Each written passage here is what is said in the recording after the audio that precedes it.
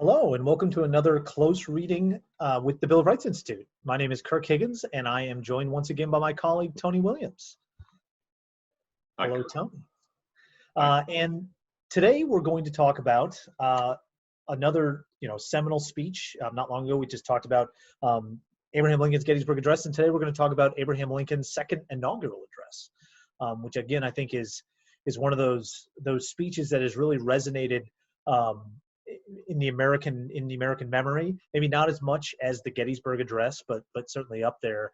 But I do think it's worth noting that the two speeches that are enshrined on the walls of the Lincoln Memorial in Washington, D.C. are, as you face the monument, on the left-hand side is the Gettysburg Address, and on the right-hand side is Lincoln's Second Inaugural Address, which I think is pretty profound and an important thing to do. And I definitely recommend, if you find yourself out in Washington, D.C., to go to that monument. Not only is it impressive, but it's been the site of so many seminal moments in American history that it's a really great place to pause and reflect and think about the words that are etched on the walls. And hopefully you'll pick something up today that the next time you're there, you'll be able to think about it when you're there, or next time you walk through these documents with your students. And so with that, I think we can dive right in. And I wonder, Tony, if you could just help set us up here by talking about how we've gotten to this Second Inaugural Address. We were just talking about the Gettysburg Address, happened in November of 1863, and now here we are in March of 1865. But a lot transpired, I think, between these two speeches. Well, for sure. And, we won't touch on everything, but just a few big events. First of all, in 1864, incredibly in many ways, there was an election, right? We're in the middle of this great Civil War, right? As Lincoln said, testing whether this nation or any nation can long endure. And yet and despite the claims that Lincoln was a dictator at the time and even today, there's an election. There's a free election, and he's up against George McClellan, his former commanding general, and he wins, right? And again, we don't really engage in counterfactuals, but imagine if he hadn't won, how much that would have changed history. So it's really incredible that we could elect a new president even during those troubled times of a great Civil War. On the battlefield, we have many different events and currents taking place, but Sherman and his army are obviously controversially marching to the sea, marching through the South and Atlanta and Columbia and Savannah, and Grant finally comes east after his great victory at Vicksburg and takes command of the army in the east. In January 1865, the 13th Amendment very importantly passes the House. It had already passed the Senate, and so then it'll be on its way to be ratified. And by March, the war is definitely winding down. And Lincoln is inaugurated within that context of Grant chasing Lee through my part of Virginia, actually, and also there's talk and plans of reconstruction. What is this post-war world going to look like? What rights are African Americans, now that they're freed? What rights are they going to enjoy, and so forth? So there's a lot of very important questions and sort of seminal events happening right around this time. Yeah, absolutely. And I'm going to go ahead and pull up the document here. And there we go. So March 4th, 1865. And of course, by this point in American history, these inaugural addresses had become, sort of standard fare, another precedent set by George Washington, and another of these. Tony and I went through Washington's inaugural address, which is worth checking out. But now it's 1865, and this was a public address, right? This is something that Lincoln gave on probably the east front of the White House. Is that right? To an assembled crowd. Yeah, and to a large crowd, right? Yeah.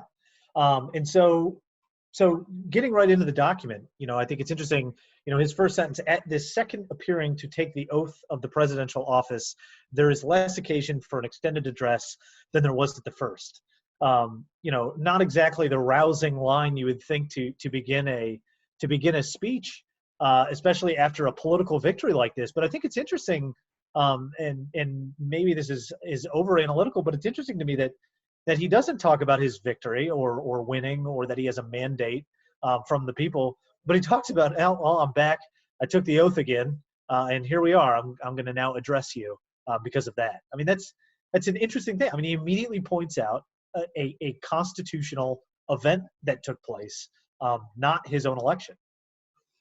Correct. And so he, again, as we spoke about with the Gettysburg Address, there's a great humility, I think, here at the beginning. And he's basically saying, look, there's plenty on the war. You can look in other addresses and other, public messages for that. You can read newspapers. So he's going to take the occasion, much like he did in Gettysburg. He's not just going to speak to the occasion, but he's going to use it for a larger purpose and rhetoric, right? In persuading his fellow citizens of some ideal that he has going forward, and we'll talk about what that is. But he has a larger purpose in mind, for sure, not just an enumeration of all the great things he's done as president and things he'd like to accomplish in his second term. Right. Yeah, and he goes immediately then into what that purpose is and what he's going to take this occasion to do. And he says, then a statement, somewhat in detail, of course, to be pursued, seemed fitting and proper, now at the expiration of 4 years, during which public declarations have been constantly called forth on every point and phase of the great contest, which still absorbs the attention and engrosses the energies of the nation. Little that is new could be presented. And here he's referring back to his first inaugural address, which was much longer than the second inaugural address, and did call for what he goes on to talk about. And he sort of touches on it here. He's essentially, I think, saying in that, look, I am still, the positions I had then are still the positions I've had now, and almost foreshadowing the reconciliation that he hopes occurs, that rebuilding of the Union, that reconstruction that you had just mentioned. Right. It goes on. Go ahead. Yeah, I mean, I think it's worth comparing the two addresses, right?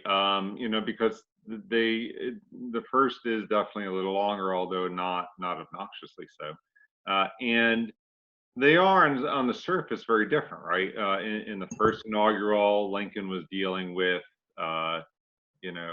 states had already seceded, and the Civil War was looming. The first shots would only be about a month away, and he's trying to persuade the South not to leave, that he's not going to use his executive power to end slavery, that they have nothing to fear from him, and he's trying to keep the Union together, right?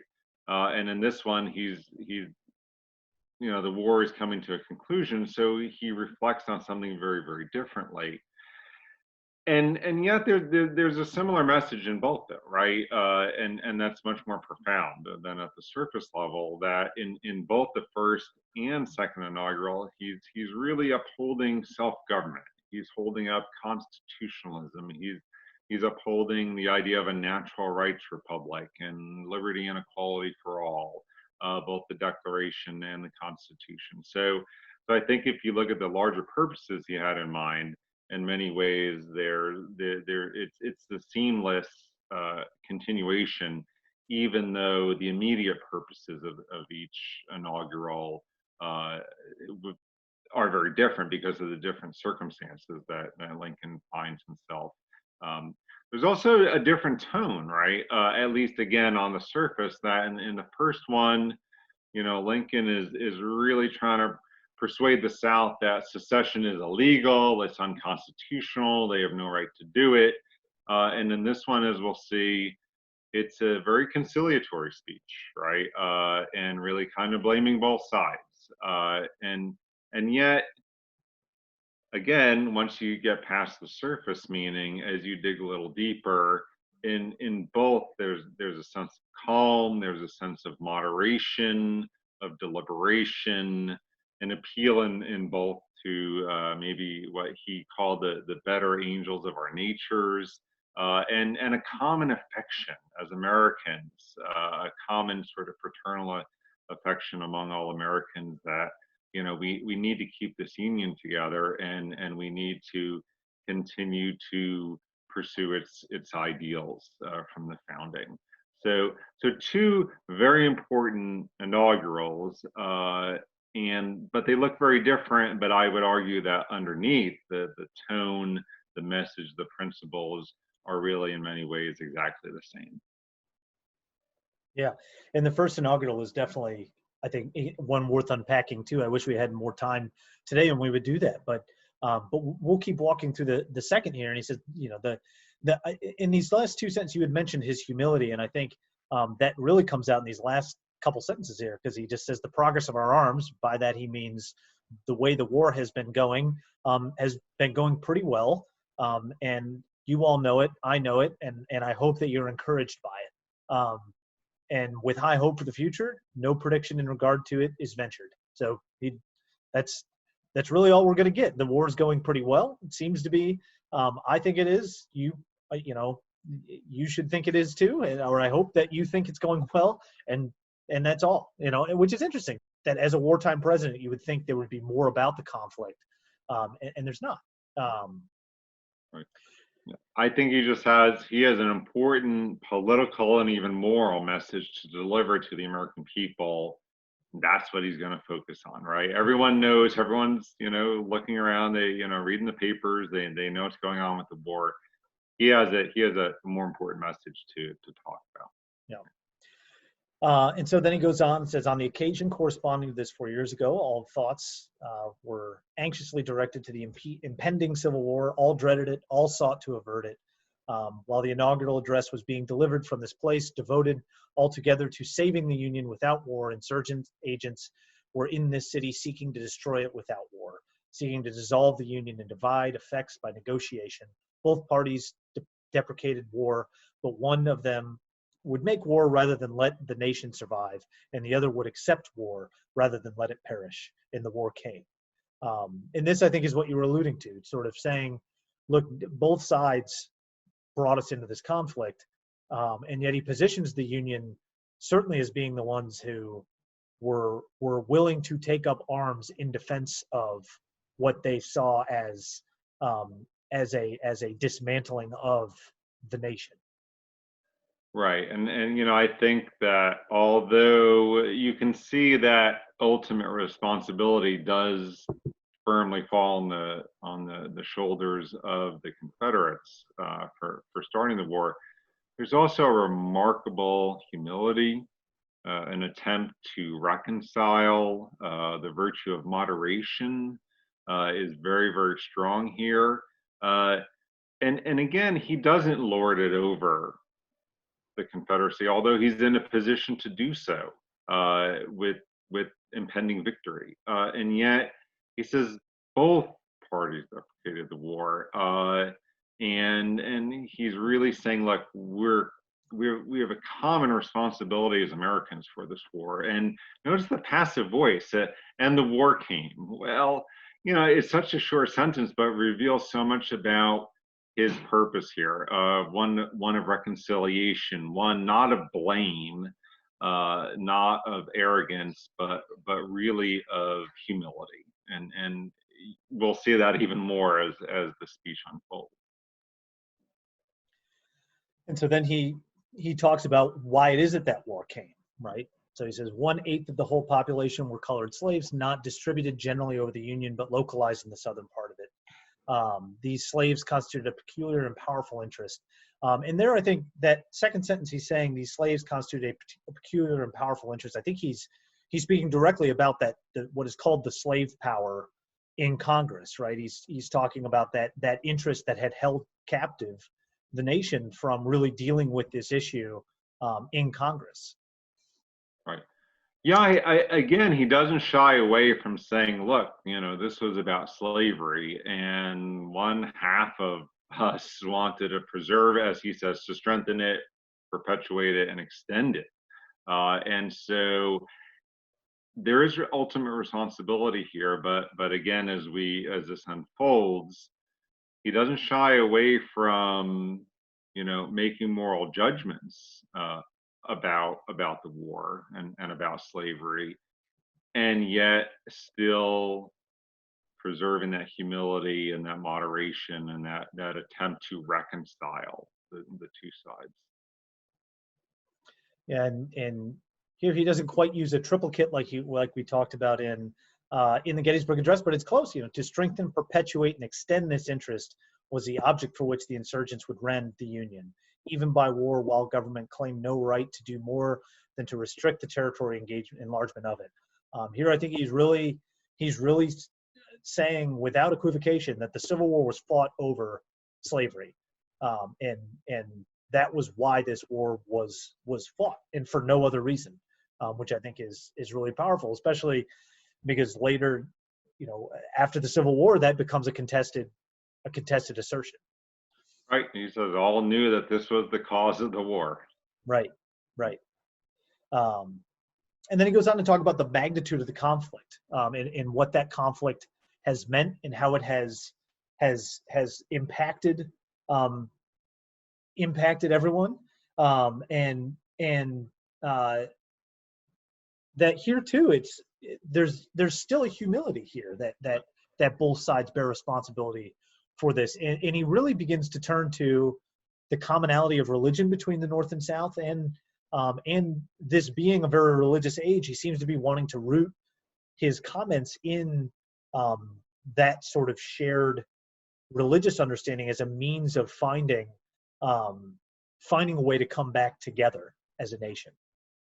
Right, and he could have said something very different here, right? He could say, your side misused Christianity to support slavery and to defend it, and so forth. But and while there is definitely a moral purpose to this paragraph, and sort of a moral judgment to say that it's strange that you do invoke God in the Bible to wring your bread from the sweat of other men's faces, okay? But look what he said. Both read the same Bible, both pray to the same God, each invokes his aid against the other, right? And he says, judging a really basic biblical principle, he says, let us judge not, that we may not be judged. There's an acknowledgement that the North was certainly complicit in slavery, in many ways, that they had slaves at one point, that African Americans were not fully equal citizens in the North, and so he's unwilling to judge because he understands slavery as a national sin. While he could easily, I think, have gotten away with blaming the South, the Confederacy, for the sin of slavery, he really makes it a national sin in terms of this moral judgment. And again, it points us towards humility, towards reconciliation, towards moderation. Yeah, because he really wants to, that union which he's fought to preserve is the thing he's still trying to preserve, and it's almost as though he's alluding to that unfinished work that he talked about in the Gettysburg Address, because I think that unfinished work then applies as much to the North as it does to the South.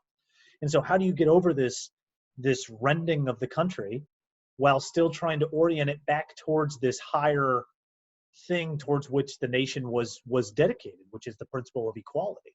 Right. You can see his fierce dedication to national union and constitutionalism in this speech in Gettysburg and the rest of his speeches, and yet at the same time morally condemning slavery for being a gross and fundamental violation of each individual's inalienable rights, right? And so both strains of Lincoln's thought are powerfully embodying the speech. Yeah, and then he really stays with that religious theme and stays with that push towards trying to unite the nation, but again is unequivocally saying that that the sin of slavery is one with which the nation had to atone and reckon, and in that this war again was fought for that purpose, and he does so, I think, really powerfully here. With both paying the price, right? With both sides being punished, and it's just, yeah, he says that very powerfully. I mean, the words really, in many ways, speak for themselves, right? And he says, if we suppose that American slavery is one of those offenses which, in the providence of God, must needs come, but which, having continued through his appointed time, he now wills to remove, and that he gives to both North and South this terrible war as the woe due to those by whom the offense came, right? Both are morally responsible for this. Both have sinned, and so both are paying the price. And he says, shall we discern therein any departure from those divine attributes which the believers in the living God always ascribe to him? Fondly do we hope, fervently do we pray that this mighty scourge of war, which is affecting both of us, may speedily pass away, right? And both are, as he says here, fighting until all the wealth piled up by the bondsman's 250 years of unrequited toil shall be sunk, until every drop of blood drawn with the lash shall be paid by another drawn with the sword. I mean, it's just incredible. Both are paying this horrible, horrible price for this national sin of slavery. At this point, almost 700,000 people had died, had been killed in this war, and many, countless times that number, wounded and disfigured, and that's the national price. He's saying that America's paying for slavery. Yeah, paying and justly paying. It seems that he's saying that this is the cost that we have to bear for failing to deal with it, and for allowing that sin to continue. And it is powerful, and so the 250 years of unrequited toil shall be sunken, until every drop of blood with the lash shall be paid by another drawn with the sword. I mean, that imagery has to be resonating with his audience. And I just wonder, is the audience immediately in front of him the only audience that he's speaking to? Or is he expecting this speech to be widely circulated? Right. Well, like many of his speeches in the 19th century, there was a large audience, right? But there was also a larger audience in newspapers that were disseminated not only in the North, right? But he's speaking to the South as well. But the Southerners are not being really chastised here, and the Northerners are not escaping responsibility either. And so it's a speech aimed at all Americans, and he figured all would read it, and that there were lessons that all Americans needed to learn from the war. Yeah, and then because then he ends with this probably the most famous paragraph of this speech: with malice toward none, with charity for all, with firmness in the right, as God gives us to see the right. Let us strive on to finish the work we are in, to bind up the nation's wounds, to care for him who shall have borne the battle, and for his widow and his orphan, to do all which may achieve and cherish a just and lasting peace among ourselves and with all nations.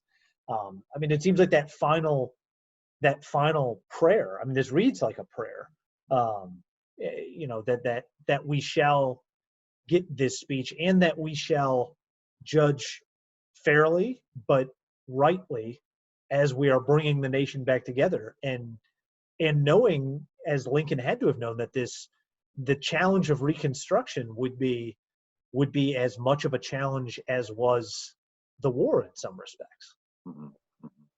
Yeah, I mean, this is such a moving paragraph and such an important and moving speech. I mean, there's such pathos, that feeling, that emotion, but also reason, right? That leads us to this humility, right? That and reconciliation and moderation, as I said, there's real magnanimity here, right? Again, he doesn't lord it over the Confederacy. There's shared blame, there's shared responsibility, and there's also a shared moral and political purpose moving forward, right? I mean, we don't just end here on this beautiful and eloquent note that this is just a mere part of the healing that's going to be needed to reconcile these different parts of the nations who had fought for 4 years and had resulted in so much death. Uh, Lincoln knows that it's not going to be easy to heal these wounds, to bring the Union back together, to move forward together with liberty and justice for all, right? With ensuring that all have these rights promised to them in the Declaration and the Constitution. So there's a lot of, as he says, unfinished work to be done. But this is just a small but important attempt to heal the nation's wounds. Yeah, and I think that unfinished work again is really a powerful thing. Working to finish the work. The work isn't just the war. The work is that striving towards a greater recognition of the fundamental equality and dignity of every human being, and that goes far beyond this single conflict. And that's almost, if you look at the speech as a whole, kind of the way he mentions the conflict, but it's a thing that we experienced as atonement for this sin, and we need to work to get beyond not only this conflict, but to continue the work of binding up those wounds, which I think he separates the nation's wounds and to care for him who shall borne the battle, right? So the wounds aren't just those that were born in combat, but are the wounds the nation has endured for the myriad of things that were at the heart of the struggle of the Civil War. And looking forward, I mean, obviously Lincoln is killed, a month after this. He's assassinated, and so history takes a very different turn. With the presidency of Andrew Johnson and white supremacy, the violence, the intimidation, and the granting and then taking away of nearly all those rights that we're talking about, and it would lead to a very troubled history of a century before we get to the Civil Rights Act and the Voting Rights Act and attempts to really bring that equality and dignity to each person. Yeah, and work that still continues. Right, for sure. And I think too, going back to where we started thinking about the Lincoln Memorial, I think it's one of those reasons that those two speeches, the Gettysburg Address and Lincoln Second Inaugural, are enshrined there, because I think it reminds us of that call to finish the work, to work towards a more full recognition of the promise of the Declaration of Independence, that all men are created equal, and that we all need to work to recognize that fundamental equality. And we all have a part in that it is the work of citizens who make that possible, that it is not anyone but ourselves who guide us towards that thing. And that's a great civic responsibility and a great civic opportunity, I think, for all of us to continue to think about and reflect on. Yeah, and I think the speech itself is just it's a great an important speech that has a lot of relevance to us, that we can approach the task of liberty and justice for all and these rights, and as you say, the promise of the Declaration, but do so with a sense, of moderation and a spirit of common purpose, and reconciliation going forward. I think in many ways, that's the only way that we're really going to achieve these goals. Well, with that, thank you, Tony, for another great conversation. And thank you all for tuning in and listening to us. And we do hope that you'll join us next time. But until then, we'll see you soon. Thanks, Kirk. Thanks, all.